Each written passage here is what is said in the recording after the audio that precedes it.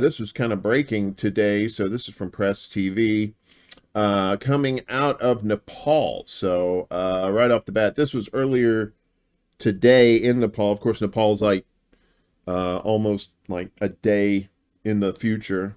They never will send us the winning lotto numbers. But anyway, they're right now, there's 18 people that were killed when a passenger plane crashed and caught fire while taking off from the capital Kathmandu today. This was like around 11 a.m. their time. Kind of wild. But what the hell? What the hell happened? We didn't do that. There we go. So this is the plane, and there it is, and like, oh no.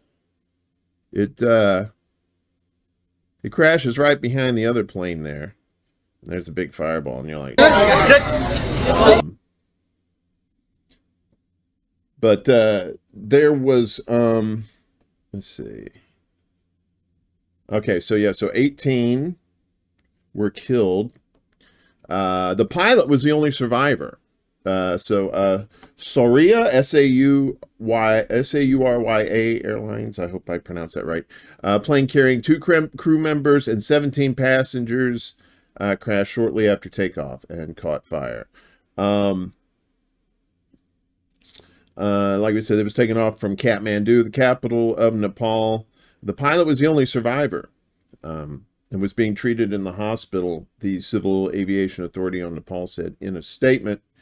19 people were on the test flight conducted by the domestic carrier Saurya Airlines, including technical staff members and 2 crew members. The incident, like I said, took place around 11:11 local time in the morning. It was a 50-seat Bombardier CRJ-200. The aviation authority said the plane then turned right and crashed into eastern section of the airport. It was on its way to the resort town of Pokhara. The cause of the crash still being investigated. So, these plane crashes in the news these days, I mean, I don't know if Boeing's involved in that, but